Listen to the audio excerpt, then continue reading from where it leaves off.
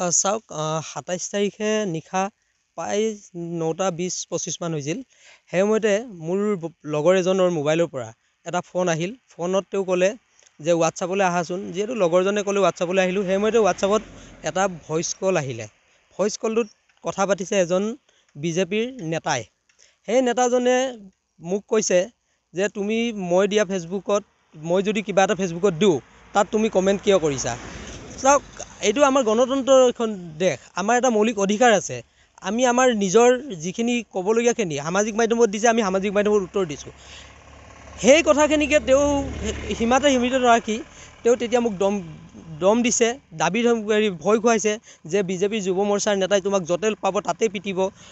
তাৰপৰা মোক পানে মৰা এনেকুৱা ভাবুকি টাইপৰ তেওঁ প্ৰদান কৰিছে, অশ্লীল ভাষা ব্যৱহাৰ কৰিছে। তাৰোপৰি এতিয়া কথাটো হ'ল তেওঁলোকৰ তাতে তেওঁ কৈছে বোলে আমি উন্নয়ন কৰিছোঁ, তোমালোকে দেখি নাই পোৱা। ঠিক আছে, উন্নয়ন প্ৰতিখন চৰকাৰে উন্নয়ন কৰে আৰু উন্নয়ন কৰিবলৈ চৰকাৰক আমাৰ ৰাইজে বাছনি কৰে।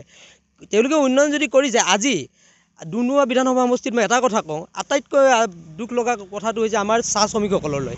চাহ শ্ৰমিকসকলে দিনজোৰা কষ্ট কৰে, কিন্তু কেতিয়াবা তেওঁলোকৰ বেমাৰ আজাৰ হ'বলৈ হ'লে যোনখন আমাৰ বিশ্বাসী চেণ্ট্ৰেল মেডিকেল আছে, সেই চেণ্ট্ৰেল মেডিকেলখনত কিয় আজি ৰূপেশ গৌলাদেৱৰ নেতৃত্বত তেওঁলোকে সেই যি নেতা কৈ থাকে, তেওঁলোকে কিয় আজি সেইখনত এবাৰ গৈ কিনে তেওঁলোকৰ সেই চাহ শ্ৰমিকসকলক সুবিধা কৰি নিদিয়ে। আজি বৰডুবিত এখন মডেল স্কুল আছে, হাইস্কুল প্ৰতিষ্ঠা কৰিলে, এটা বিল্ডিং ডাঙৰকৈ গঢ়ি তুলিলে, কিন্তু সেই চাহ শ্ৰমিকসকলৰ ল'ৰা ছোৱালীখিনি আমাৰ নিজৰ ভাই ককাইখিনিয়ে যেতিয়া তাত পঢ়িব, সেই ল'ৰা ছোৱালীখিনিৰ সুবিধাৰ্থে কিয় আজিলৈকে সম্পূৰ্ণ টিচাৰৰ ব্যৱস্থা কৰি দিব নোৱাৰে। উন্নয়নৰ কথা ইমানে কয়। আজি গাভৰুবেটীৰ কথা কৈছোঁ। গাভৰুবেটীত এই গাঁও পঞ্চায়তৰ অন্তৰ্গত আমাৰ আছে Philobari model hospital. Philobari model হস্পিটেলত বিভিন্ন দল সংগঠনে প্ৰতিবাদ কৰাৰ পৰ্যন্তেও আজিলৈ কিন্তু 24 ঘণ্টীয়া চিকিৎসা ব্যৱস্থা কৰিব পৰা নাই।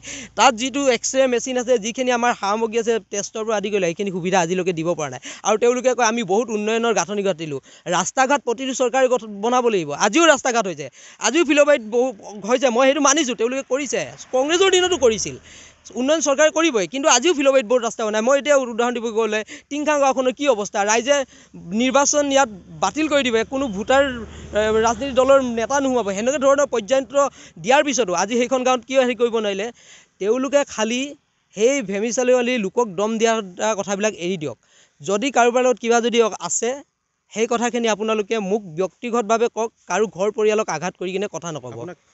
আপোনাৰ পৰিয়ালকো ফোন কৰা বুলি? হয়, মোৰ দাদালৈ ফোন আহিছিল। দাদালৈ ফোন আহি কৈছে বিভিন্ন ধৰণৰ দাদাক মানে ভয় ভাবুকি টাইপৰ দিছে তেওঁ। তো কি আছিলে গোটেই পষ্টটো আছিলে কি, তেওঁলোকে এটা পষ্ট কৰিছিলে বৰ্তমান ঋণৰ বোজালৈ, ঋণৰ কথা কয়, আৰু অসমৰ যোনটো আমাৰ বৰ্তমান GDP বুলি কওঁ আমি, শ্বৰ্ট ফৰ্ম GDPৰ কথা লৈ তেওঁলোকে কথা কৈছিল। তো আঙুৰলতা বাইদেউৰ ভিডিঅ' এটা আছিলে, সেই ভিডিঅ'টোত তেওঁ কৰিছিল সূৰ্যকান্ত কাকতিয়ে নিজৰ ফেচবুক একাউণ্টত পষ্ট কৰিছিলে। তেওঁ মোৰ ফ্ৰেণ্ড লিষ্টত আছে, মই পাইছোঁ। আৰু মই এজন ডুমডুমা বিধানসভা সমষ্টিৰ যোনটো আমাৰ ডুমডুমা ব্লক কংগ্ৰেছ বুলি কওঁ, ব্লক কংগ্ৰেছৰ উপসভাপতি, তাৰোপৰি মই মিডিয়া চেলৰ এজন বিষয়ববীয়া।